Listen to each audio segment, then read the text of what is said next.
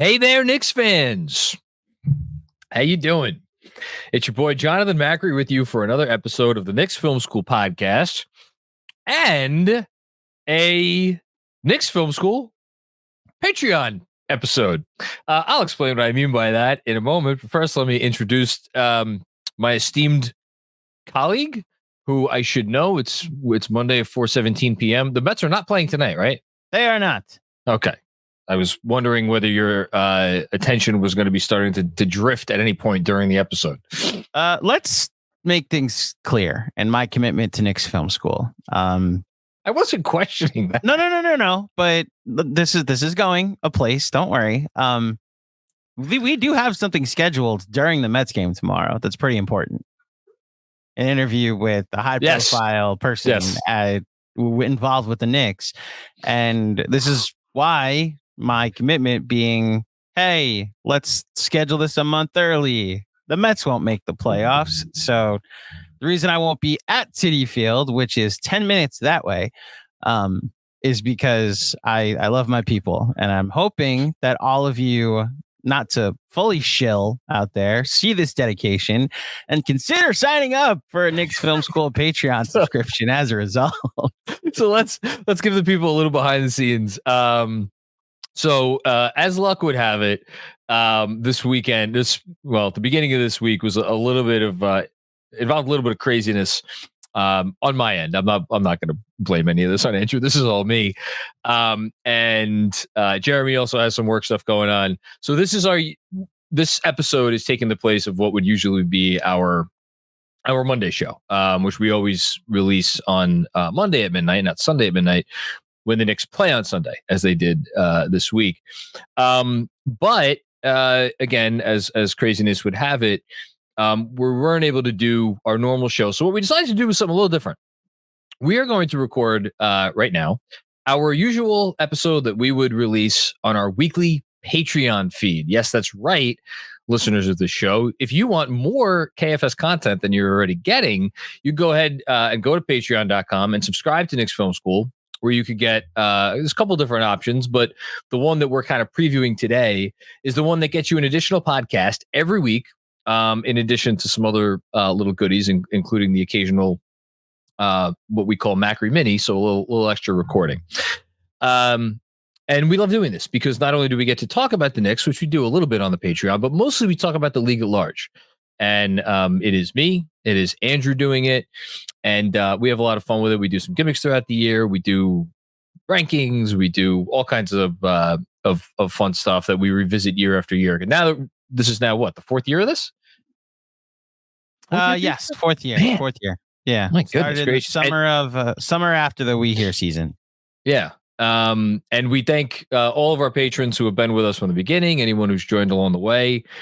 So to our patrons out there, our existing patrons, we hope you don't mind that we are releasing an episode of the Patreon pod out into the normal world, into the world as a normal podcast. I think I got all that, didn't I? You did.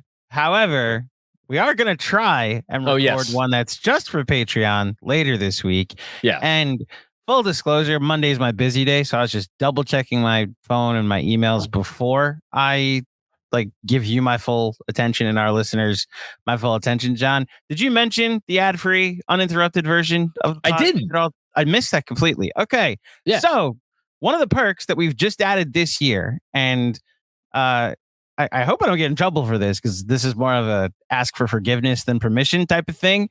But we are putting the audio version of this podcast ad-free, uninterrupted on our Patreon feed. So if you would like to tune into the post-game show or the post-game live stream, or I guess technically the post-game pod afterwards, or whatever version of the Knicks Film School podcast, uninterrupted with no ads, we will be uploading it at the same time, so there's no delay. So yeah, that's another perk you get for signing up for the Mellow or the Monroe tier. I guess we should, for those who don't know, we have 3 tiers. Yeah, so you get the bonus pod every week plus the ad-free versions. That's going to run you $7 a month. We do have also our Monroe tier, which gets you that plus access to our monthly town hall, in which Andrew and I and some other KFS friends sit around and we all BS with each other with all of our Monroe tier patrons. These things usually last several hours, to put it lightly, and we have a good time. Drinks are had, laughs are had, and some good basketball discussion is had. Just a bunch of Knicks fans kind of hang out on a Zoom, and again, we do those at least once a month. And then we have, I think, a lowest tier where if you just want to help us keep the lights on, you can sign up for that as well. So one thing added to the town hall, we do trivia on town hall as well, that I think are really fun because I come up with them. So I think you guys would enjoy them too if you joined us for trivia one night. We had our biggest town hall, the most recent one. Shout out to Karl Anthony Towns.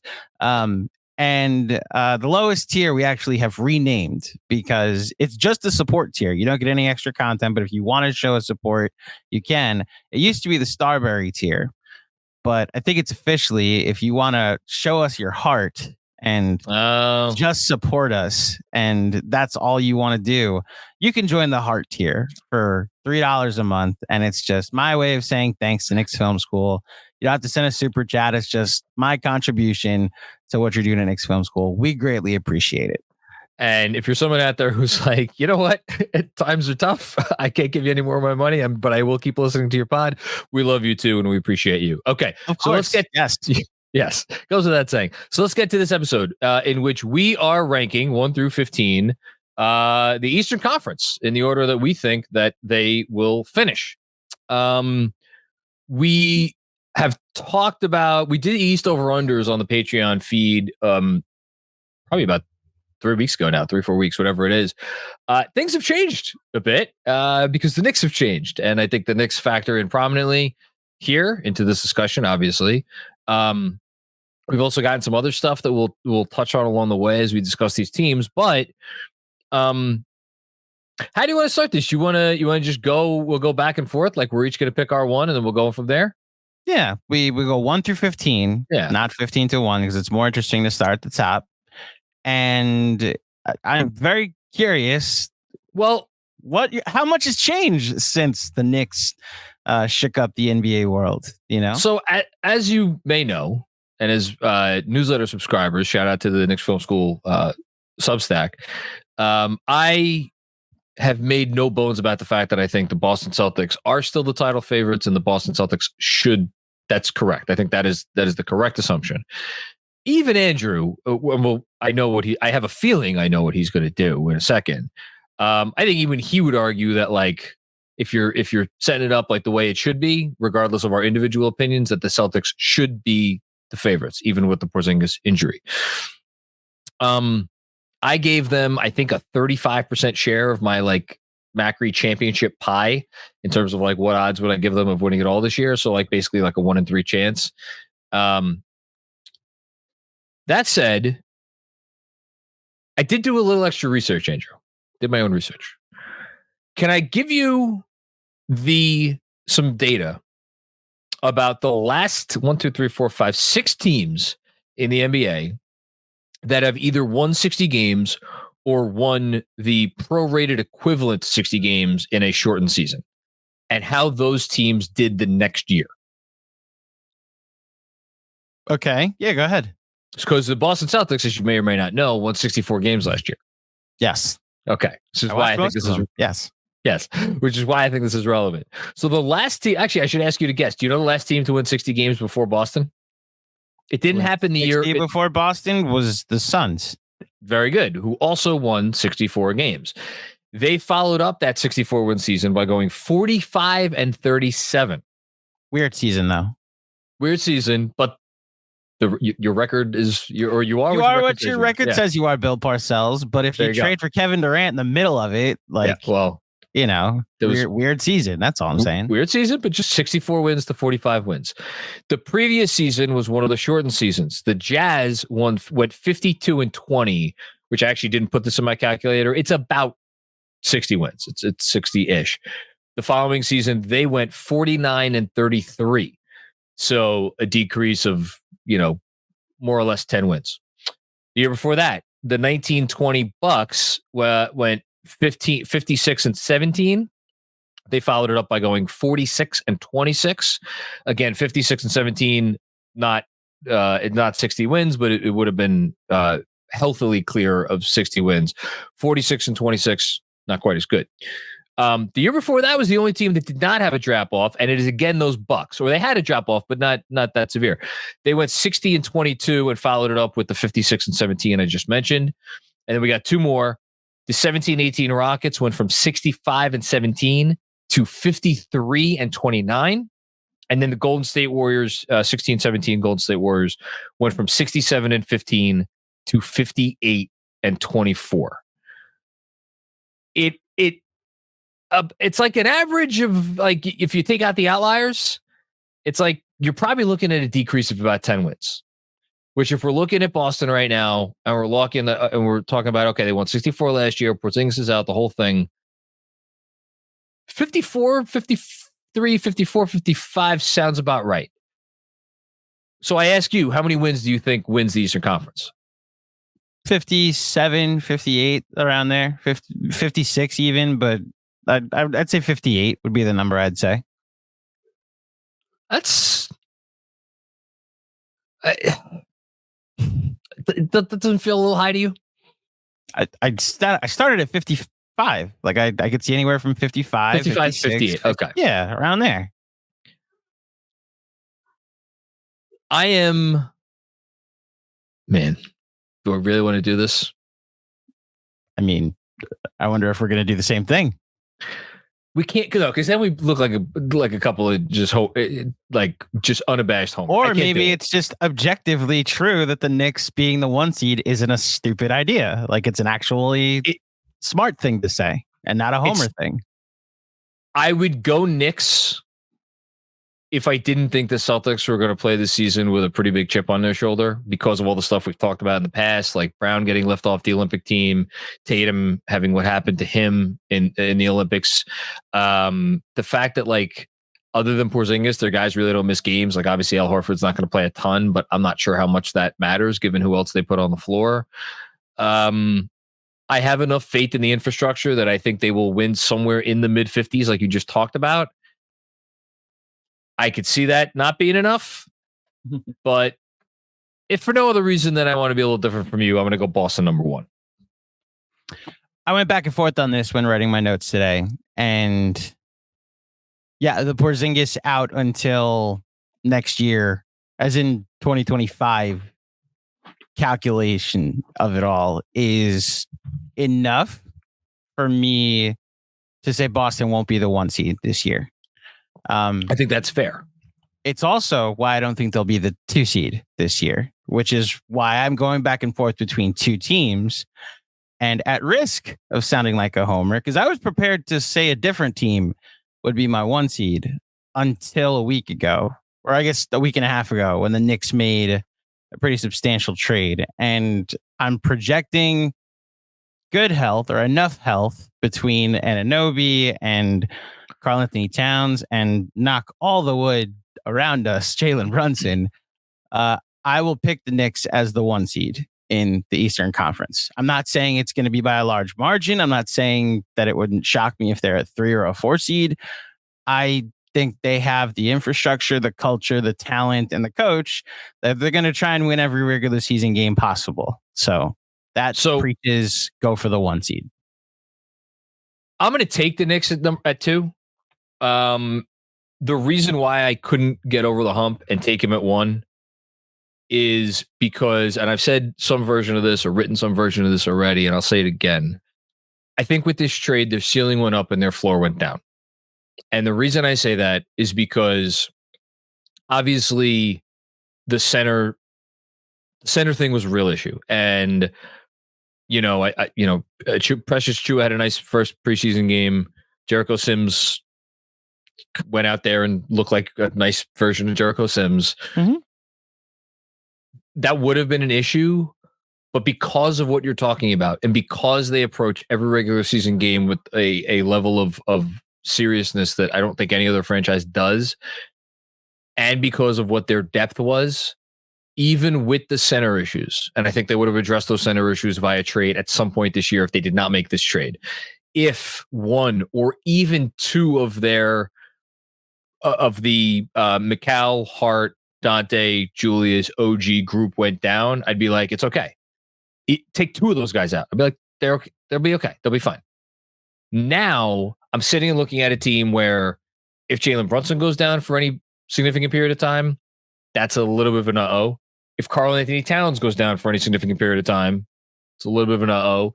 And if OG Anunoby goes down for any significant period of time, that's a little bit of an uh-oh. And it's not because I don't have faith in Deuce McBride to step in and for Jalen Brunson or frankly, like any of the people I just mentioned, because I could see this start, like him just steps in for whoever starter like goes out other than maybe Cat. It's the rest. It's everybody else. And I think if this team is if you told me that they're like Cat, OG, and Brunson were all going to play, I don't even know if I have to go 68, 70 games, maybe 70, 72 like that, I'd be right there with you. I'd pick the Knicks first in a heartbeat. But if like even one of those guys, it's like, all right, they're down for a month and a half, like with something, then it's like, I just don't think that they have enough to get there unless they make a trade. And we've talked about some of the issues making a trade, for a variety of reasons. I'm not like you're why do you hate the Knicks, John? I'm not staunch in my projection here. I do think they'll be the 1 seed, and it's a good bet to say they'll be the 1 seed. I think the top of the Eastern Conference, there's 3 to 4 really, really good teams that are contenders for a reason. And I saw a team that could have settled for like the 5 seed last year when they were shorthanded for most of the year, run through the tape. And I project that if it's close at the end of the year and you have other teams jockeying for lower seeding or not caring, and if the situation is presented where if they go for it, they can get home court throughout the Eastern playoffs, and we know the advantage that Madison Square Garden is that they will. So that's partly. You're right about the floor, and that's why the year from hell. I don't even want to imagine it, John. Listen, none of it matters. The ceiling is high enough, None of it matters if they get to April healthy. I mean that. But you know what? You could say the same thing for a few other teams, I'm curious where you go now. My point is that if they get to April, if they get to April healthy, it will have meant that they, like any injuries that they had to overcome, they're going to run through it to try to get to as many wins as possible. Like there's not going to be any, we're good with 55 wins. So what if like the Bucks or the Celtics pass us? No, they're going to they're going to make sure they're the 1 seed, which, is a different position. They're going to go for it. So the 1 seed. I'm going to the Milwaukee Bucks with my 2 pick. Wow. Okay. With my 2 seed. Putting your money where your mouth is. Yes. I had them as an over in our over-under wins totals. I think they got better. This is a team that had the year from hell, had a midseason coaching change, made a blockbuster trade 2 days before media day for a guy that has been on record that he didn't, that he wasn't in shape, that he wasn't healthy for most of the summer, let alone throughout the season, that he was going to play himself into shape. He and Giannis never developed the chemistry that they should have during the season, and partially is the coaching change, partially is the coaching philosophy of the first coach. I understand this is an older team, but just an off season, an olive branch to the Doc Rivers hive that I do think he is a very good regular season coach and has coached a lot of 55 win teams. It's the postseason where questions are going to need to be answered. But as far as the regular season is concerned, it wouldn't shock me if this team's the 1 seed. And then you add in all the things about Dame and Giannis, and then you additionally mention that they added Gary Trent Jr., Taurean Prince, and DeLon Wright to their depth. I think they got better. I think they got deeper. They are older, but I'm going with the Bucks as my 2 seed. And then the Celtics are my 3. And then the Celtics are your 3. Yes. Okay. So that means you think, if what you said before is true, you think both the Bucks and the Knicks are going to win in the mid to high 50s? Yes. Wow. Okay. So I feel pretty good about my 1 and 2. this is where I'm starting to. This is where I struggle because, as you know, like you, I've been very high on the Bucks throughout the offseason because I keep coming back to Giannis is Giannis. If all Dame needs to do is be Dame, and that right there, plus just like everything else is solid. I kind of figured that when we heard about the Chris Middleton double ankle surgeries towards the beginning of the summer, that by the time we got to this point, it would be like fine. This is from CBS Sports. It's from 17 hours ago, so earlier on Monday or late on Sunday, one or the other. Chris Middleton will not play in Sunday's preseason game against the Pistons. Eric Nehm of The Athletic reports, so credit to Eric Nehm. Middleton will be sidelined as he continues to nurse ankle injuries, plural.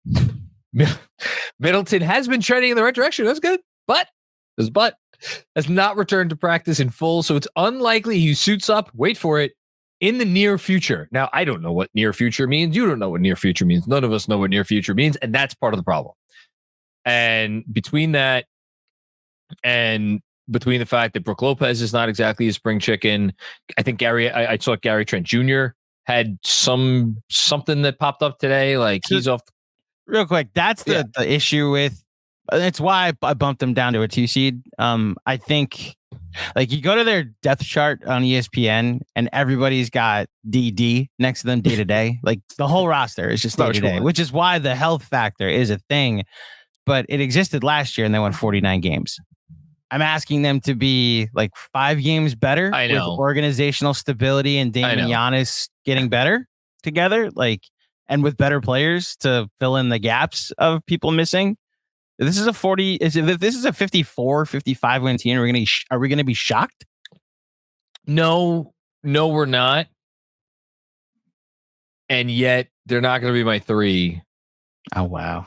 And neither is Philly. I'm going Cleveland 3rd. So we are on that is apparently you should be the one. I was about to say the chase down going forward. I'm coming for your 3rd chair spot on the chase down. This is not a hot take. I'm not doing this because it's a hot take. Everything you just said about the Bucks last season from hell, and they still won X number of games. You can say the exact same thing about the Cleveland Cavaliers, with the exception of the fact that they're arguably 2 best players. I know there's some discussion about is Mobley or Allen or Garland for that matter. I guess they're 2nd best player, but I know Donovan Mitchell only played 50 some games. He missed over 20 games for sure. As he goes, that team goes, and I would bet on him. Like I don't view him as an injury risk guy. I know he hasn't always played a ton of games, but I think they got some real tough injury luck last year. And here's the biggest thing. I think there's going to be a real coaching upgrade. And like, it worries me that Evan Mobley is still not attempting threes. I think I would have thought that would have been one of their offseason priorities to get him to start hoisting up some corner threes. He's not doing that. That's a little bit worrisome. They're talking up a big game about how they're going to use Mobley differently and like going to put the ball in his hands more and yada, yada, yada. Like, I definitely have some concerns. I really like their depth. I think like Strus, Levert, like as far as like 5th, 6th men go, I think those guys are really good. I think and more importantly than that, if you're going to do the stagger thing and you're going to try to limit the minutes where it's Mitchell and Garland or Mobley and Allen, you have other pieces you could plop in there to make the lineups make sense. Like they could attack you in a lot of different ways. And I think just Kenny Atkinson's a good coach. Couple that with my concerns about Milwaukee, Philly. I think this is a team that's going to win in the low 50s. So they're going to be my 3 seed. I love it. In fact, I'll join you in making them my 4 seed then. I like how we've switched places now. I went first and now you just take it. I'm also, if this goes poorly and Philly's the 1 seed, I just want it on record. I cannot be held accountable for what my emotions are at the moment. The New York Mets are in the playoffs playing against the Philadelphia Phillies. So whenever one of you losers from Philly clips this, if you actually get a season of health and 1 seedness from your team, One seedness. Then fine, I was wrong. Yeah, it's a thing. It's like kindness. Well, okay, you might not know what that. Hold on, you might not know what that is. Forgetfulness. Okay, like that's what that one-seededness, which is what I think the Knicks will have this year. Point is, I think that every point you made about Cleveland was right. I think I'm going more for ceiling with my rankings right now, which is usually how I go with this. I don't consider the floor, which is probably to my detriment. But I will join you in saying that Cleveland's ceiling is higher than, or at least Cleveland will finish ahead of Philly because reasons that you just mentioned, and as well as the emotional reasons that I'm feeling. Okay. You do have Philly 5, right? Or 4 or 5, right? Why are you baiting me? I just want to hear the words like Philly's in the play-in again, and then we could have some fun. I'm not going that far. Okay. I'm not going that far. What I will, I'm thinking of going a direction here. Mm-hmm. And there's 2 numbers that are giving me a reason to want to go in that. 3 numbers that are giving me a reason to want to go in that direction. Do you want to know what those 3 numbers are? What are those 3 numbers? Those 3 numbers, and you're not going to probably know what I'm talking about with this, but those 3 numbers are not in any particular order. 47, 69, and 41. Do you have any idea what I'm talking about? 47 was the number of. Oh, these are the games Joel Embiid played the last 3 seasons. No. You're well. That's probably pretty close, but no. 47 is the number of games the Indiana Pacers won last year. 69 is the number of games that Tyrese Halliburton played last year, and that number is deceiving because out of those 69 games, he was probably fully healthy for like less than half, about half. Let's go with half. And 41 is the amount of games that Pascal Siakam played in Indiana Pacers uniform last year.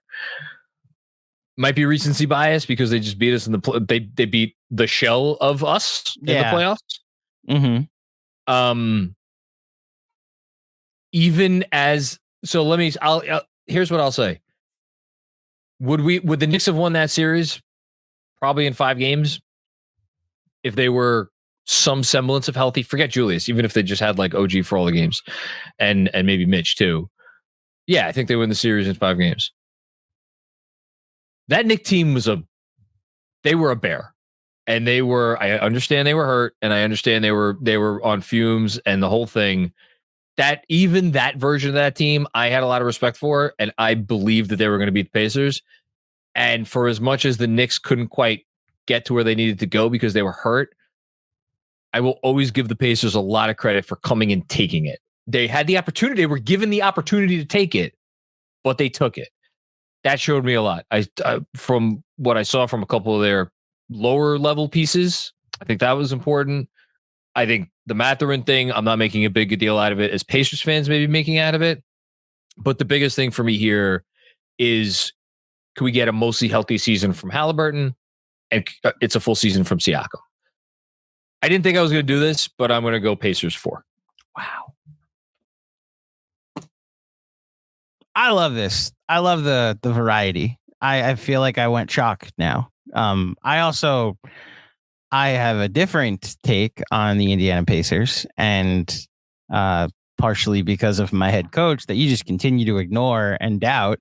Tom Thibodeau. The defense matters, John. And I'm very curious this season with better teams in the Eastern Conference. If the jig might be up with them, and I mean, we'll see. They're still gonna have a great offense, but I think some other teams in the East got better. So you have Indy 4. I have Cleveland 4. I'm very curious where you go 5 now, because there's 2 teams that I would have thought would have been ahead of both Indiana and Cleveland, and you have them both ahead. Go ahead. It's a little bit of a hot take, but can I just give you one? What do you think the Pacers were ranked in defense after the All-Star break last year? 18th? League-wide. 18th, exactly. They were 18th in defense. Okay. If they're 18th in defense again, which I think is, they could be lower.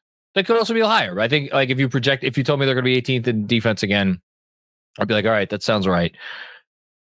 I think they're going to have a top 5. I don't want to say that Halliburton's like a walking top 5 offense, because if the shooting doesn't revert to what it was at the beginning of last year, which we don't know, was that real? I think there's still questions about if that was as real. He's a good shooter, but is he that level of shooter? I don't know about that. But just if, fourth in offense, 18th in defense, split the difference. That's the 9th best, 10th best team in the league, 11th best team in the league, right? Mm-hmm. Which 4th in the East, 11th best team in the league, net rating wise. I might be a spot too high. But I don't know. I like this team. I dig it. Okay.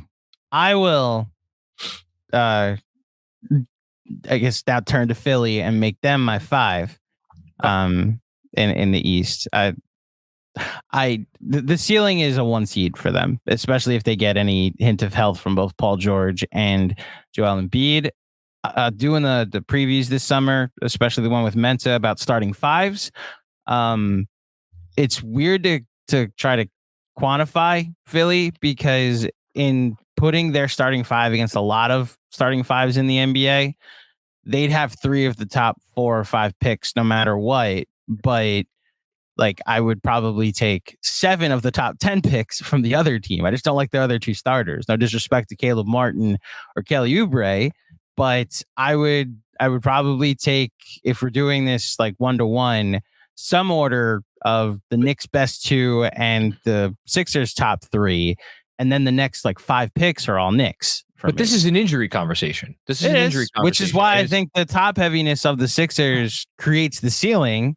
But I mean, you would talk about a low floor. They're back in the play-in again if Embiid plays 50 games again. So I'll give you a couple of things. One, again, this is why like occasionally media day stuff does matter. Embiid came out and told us he was not going to play 65 games this year. He flat out said it. He's like, all NBA, MVP, those are not the priorities anymore.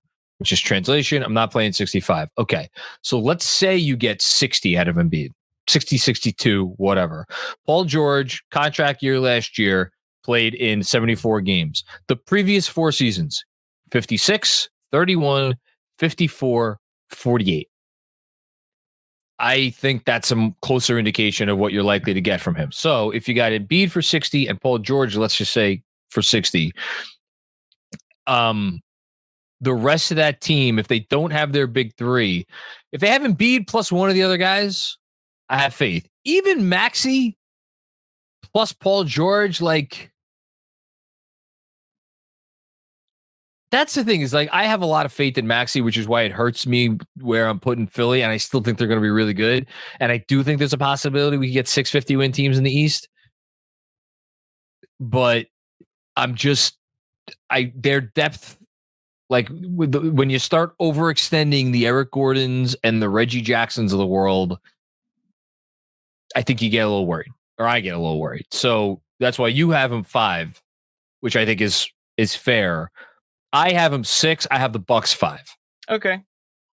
And the more I think about it, the more I feel good about this top 6.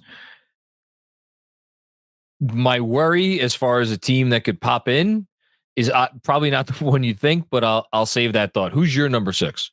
Orlando. Okay. So let's have the Orlando discussion now, because you would think that I have Orlando as my number 7, which I might actually. They're not the team that worries me, though, as far as a team that could hop up and really screw around, because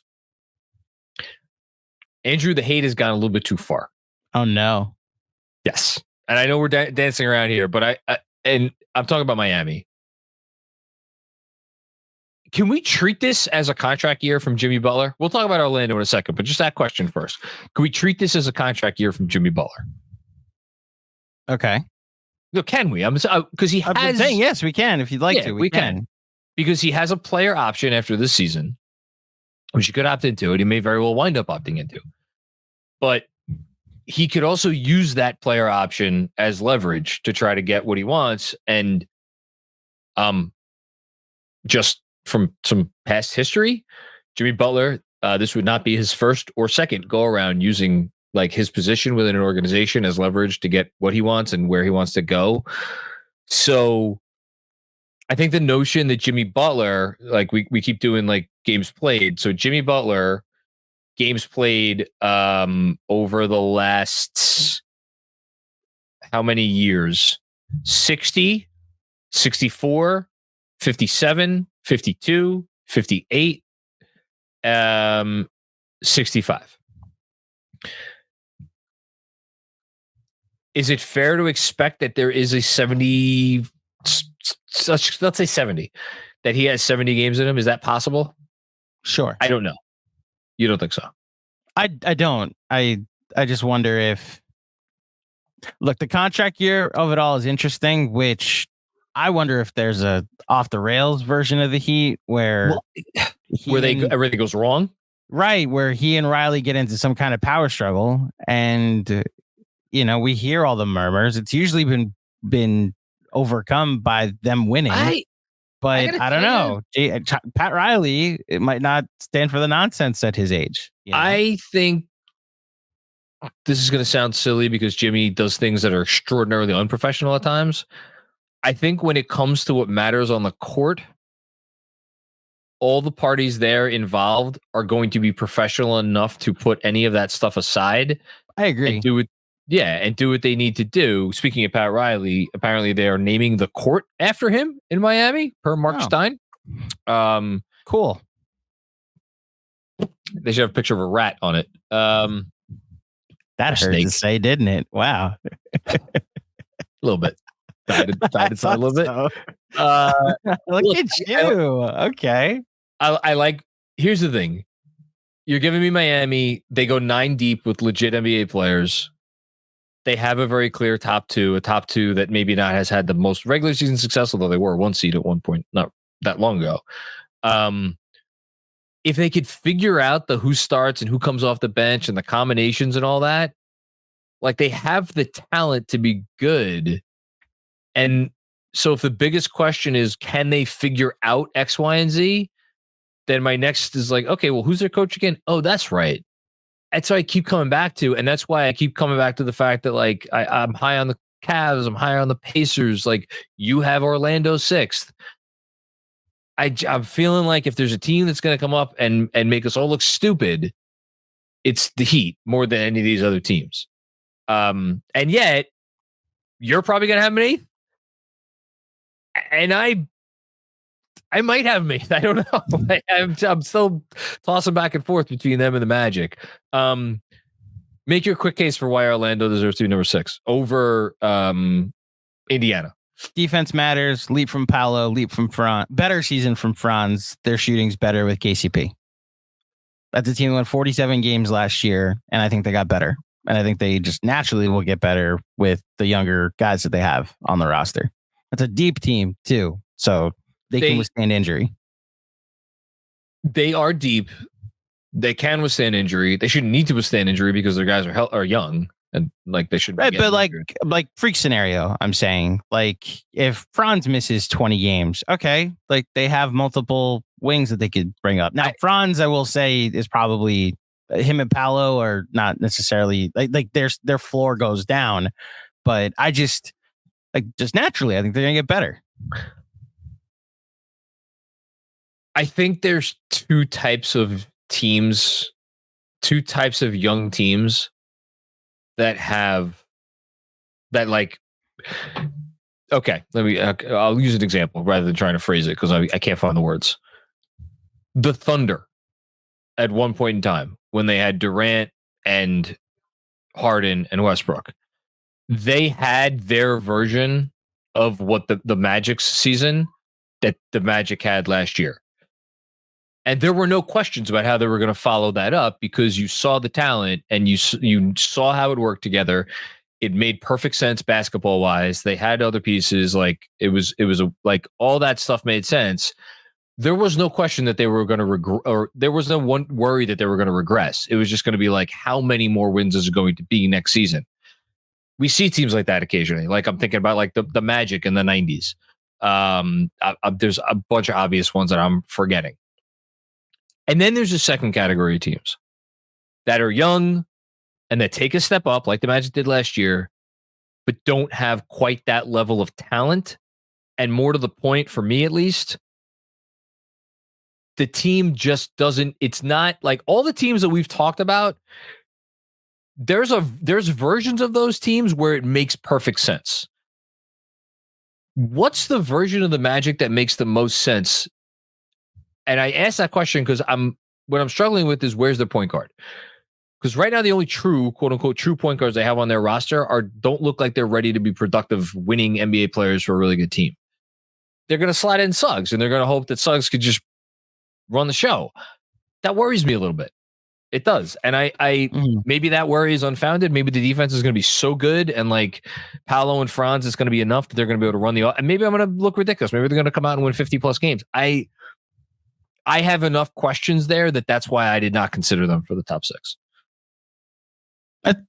It's fair. I think the team that I often compared them to, I think we all often compared them to, was the We Hear Knicks from a play style standpoint last year. How'd they do the next year? Because they went and got Evan Fournier, who messed up, and Kemba Walker, who messed with the DNA of the team the year before. What did the Magic do? Went and got a 3-and-D guy who actually does play defense and re-signed everybody? Yes, but what was the Magic's issue last year? They didn't have a true floor general. They didn't have a lead guard. They didn't shoot. That's why. They didn't shoot. I understand they didn't have a point guard, and Markelle Fultz, they have upgraded by just not having Markelle Fultz there anymore. But having KCP play all of Markelle Fultz's minutes will make them better this year. Yeah, but like KCP's one guy. I don't think I didn't predict them to finish top 5. I don't predict they're going to win 50 games. I'm saying it's not crazy. Matters. It's not crazy. I think they got better defensively, and a bottom 10 offense also got a little better. I'm saying 46 wins in the 6th seed is what I see from them, which I think will either be tied or a little better than Indiana. Okay. If they're all that hemming and hawing, I'm going to do Orlando 7 and I'm going to do Miami 8. You could flip those for me. Yeah, you could. No, you know what? I retract that. I'm going the other way. I'm going Miami. I'm going Miami 7. I'm going Orlando 8. You made a case for the way you just went, and then to not go that way was going to confuse me. Well, there's a reason everybody has Miami as low as they do, and that's because there's something about this version of this core that hasn't quite added up in the regular season, and I think a lot of it comes back to Tyler Hero. I have more faith in them than you do. I have Miami. I'll do Miami 7, Orlando 8. So you're doing Orlando 6. I'm assuming that you have Indy 7? Indy 7, Miami 8. You have more faith, one spot more faith than I do in the Miami Heat. And I'm the one that went on our home and away from home, the chase down. And when asked how many teams can win the East, I said 5.5 because I'm not sleeping on the Miami Heat going out. And I will make the joke again. If they went to South Beach and got a lifeguard or a pool boy or a waiter and then just said, "Are you good at basketball?" and then suddenly turned him into the 6th man of the year, that we wouldn't be shocked at all. They would just find someone in Miami that has an inkling of basketball in them, and they would find a way to turn him into a productive rotation piece. That culture exists. I respect that much. I also think this is like their last year, and the higher scenario is Jimmy Butler getting frustrated with the fact that they haven't offered him the extension yet, and he forces his way out. This does feel like it could have a little bit of Last Dance to it this season, with not the ending the Last Dance has. I know. You know? No. To be very clear. Last thing I'm going to say before we move on to the rest of the East. Number one, if there is a bet anywhere where you could bet Boston, the Knicks, Philly, and Milwaukee finishing in whatever order as the top 4 teams in the East, don't make it.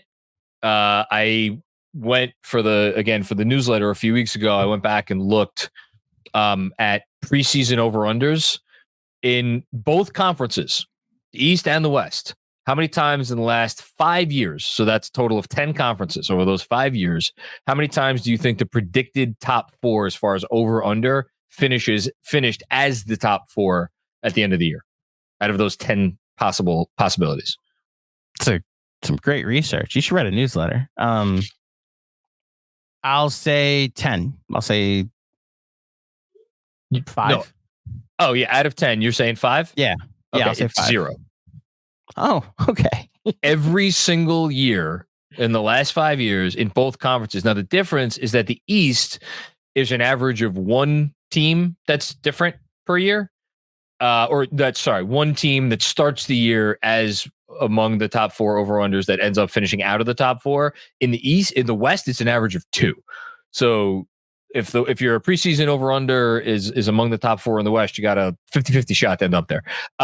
That's one reason. Number 2, I just think all these other teams, the Pacers, the Cavs, the Heat, and the Orlando, any of these teams could jump up and grab a top 4 seed without zero doubt in my mind. So when you have that many teams that are at least capable of jumping up and grabbing, I'm not sitting here saying Orlando's going to be better than Boston or Miami's going to be better than the Knicks or any of that stuff, but all of those teams are capable of getting in there.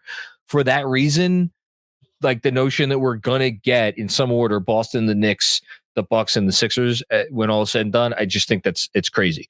Okay, our play-in teams. Now here's the crazier bet. Will any of these teams, just any team from 9 through 15 that we're about to list, will any of them finish in the top 8? I think the odds of it are not as good as one of the perceived 5 through 8 teams finishing the top 4. I don't think it's nuts. Do I think it's nuts that the Hawks could finish with more wins than a couple of these other teams? Is that where you're going with 9? I think that's easy. That's the chalk. It's the chalk pick, and I think it's a chalk pick for a reason. And the biggest reason is because they don't own their draft pick. Nothing the Hawks could do this season is going to get them their draft pick from San Antonio. San Antonio owns that pick. Also, they have a formula that works. We've seen it, albeit with a slightly different team, but Trae Young plus a bunch of supporting stuff. And I mean, hell, you could the second best player, quote unquote, best player on that team that went to the Eastern Conference Finals was John Collins. I'm pretty sure he was the second leading scorer at the very least. Jalen Johnson has a chance to be better than that. He might be better than that right now. So Hawks are an easy 9 for me. And honestly, if you gave me 8.5 as the spot for where the Hawks finish, if you gave me some odds, I would take the over on that, or the under, I guess. I also have Atlanta as my 9. The drop off here is significant from maybe not necessarily from 8 to 9, and we both took the over on Atlanta in wins. But from 9 to 10, and it goes to more my take for the bottom half of the East, and specifically who's going to be the second play-in team. So I think there's a world where a 53 loss team makes the play-in, a 52 loss. Hold on, a 29 win team you think could make the play-in? Let me ask you a question. Let me just play this out. So we obviously have 8 teams in both conferences better than whoever finishes 10th in the East, right? Because math. And then you add probably we obviously added the Hawks, so that's a 17th team, right? Then let the Clippers potentially, unless they have even more so a year from hell. The Houston Rockets, probably the Sacramento Kings, the New Orleans Pelicans. If you're very high on the San Antonio Spurs, they might have a better record than the 10 seed in the Eastern Conference. There's a world where someone could finish with the 8th best lottery odds and be the 10 seed, is my point. Sure. Yeah. So, there could be a tanking team that begrudgingly darn, we fell to 8th, but also we have a play-in game on Monday. Here's the tough part with this. The two of the teams, I would argue, that are likeliest to take one of these play-in spots.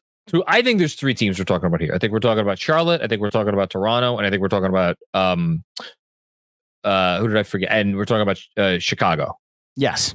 Two of those teams have an incentive to lose because their pick is protected. I believe both are top 10, maybe Charlotte's top 14. I forget. Charlotte's Chicago's top 14. Chicago's top 14. Is Charlotte less than that? I thought Charlotte was top 14. They may both be top 14. Is top. Actually, I don't see where they're top 14. Well, it's protected. So they're both protected. They both have an incentive to lose. You're right, by the way. Chicago's top 10. Their incoming is a top 14 from Portland. Yeah, from Portland. That pick's never conveying. And Toronto is another they own their pick. Jakob what? But Jakob you hear Jakob Poeltl talk about like this is a rebuilding year. Like we're not going out there and trying to get every win. I think they're a prime candidate. If RJ Barrett fucks around and excuse my French and comes out and like looks like the RJ Barrett that played the last 25 games of last season, they're going to be facing a situation where RJ is going to be looking around and be like, wait a minute, I'm a 25-year-old, 26, whatever he is, year-old wing, and I'm having like I've clearly put it together now. Like, oh, great. I'll where's my where's my contract that starts at $35 million a year? Where's that extension? And if they look at him and they're like, oh, I'm not sure if we want to be all in on RJ Barrett in that way, well, then he's a trade candidate all of a sudden. And the time to shit or get off the pot with him is this year. Because again, he becomes extension eligible this upcoming summer. So life comes at you fast in the NBA. Look, I'm going to take Chicago here. Like it could be very unwise. I do not believe that organization knows what the hell they're doing or what's best for them. Like, and here's the other thing: Zach LaVine's like a good basketball player. Is he worth this contract? Absolutely not. Is he a guy you want as the best player on your team if you're trying to win something significant? Absolutely not. Does he make perfect sense with the other guys they have? Not really. But he's really good. I know he's really good. Like Kobe White could do things. Like I think Giddey's going to like all these guys could do stuff. They're going to go out there and going to win some games they shouldn't win. They're going to beat some good teams. They're going to lose some teams to some teams they shouldn't lose to. But like if you're telling me who could get to 32, 33 wins, I think Chicago gives the best chance. So I'm taking them as my 10. I'll take Toronto with no real conviction other than the pick protections that you talked about, the incentive to tank. You want to talk about trade candidates? There's a lot of them on Chicago that I look at, especially when their outgoing pick is top 10 protected and they'll want to make sure they finish top 10. I also think they could see. Here's the problem: is I just made the case that they could finish top 10 and still be the 10 seed. So I think that I think this is a belief in Scotty Barnes and our two kids from the Knicks, Emmanuel Quickly and RJ Barrett. I like that coach. I like Bruce Brown, even though I've made a case that the Knicks shouldn't trade for him last year. It's a team that might win 32 games this year, and they could potentially make the play-in. I don't think the Bulls are as sneaky a trade candidate to trade away pieces as you think, because I don't think anyone wants Vooch at his number. He makes $20 million a year. I don't think anyone wants Patrick Williams, and they also literally just signed him to an extension. So I wouldn't think they would want to trade him. I don't think LaVine is tradable. They just went out and got Giddey. They're not trading him, and that leaves even Kobe with White. A clean bill of health. They couldn't. I don't think LaVine. There's not a team that would bite at that. Are the Lakers? Is that really what the Lakers are going to do? Lakers are going to jump at that with like. What does LeBron want them to do? I mean, look, never say never. Other than the Lakers, I just don't see the team. And look, we'll see. And then Kobe White, like, why are they trading Kobe White? Like, what is some team? Is some team out there, or some contending team, going to really see Kobe White as the difference between like winning a playoff series or not? Like, I don't know if he's that sort of player. He's like, he kind of, I don't know. Yeah, to me, he kind of is what he is. Okay. Let's finish this up. I'm going to go rapid fire on the last 5. You ready? I'll just real quick give the order of the 3. I have Toronto, Charlotte, Chicago. So you have Charlotte 11 and Chicago 12. Yes, I think there's going to be a race for the 10 seed, John, where these 3 potentially 50 loss teams finish 10, 11, and 12, but still end up in the lottery. I think the Hornets are the sneakier trade team. We both took their over. There's a lot of, I know. There's a lot of desperation in the league right now when you have so many teams trying to go for it. And the notion that every other team is above talking themselves into Miles Bridges. I'm not buying it. All it takes is one. That said, I will go Toronto 11. I will go Charlotte 12.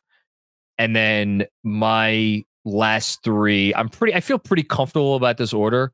I'm going Detroit, Brooklyn, and then a very easy 15 for me is Washington. Okay. Your Brooklyn Nets. My Brooklyn Nets. I'm one of the 87. You didn't know that?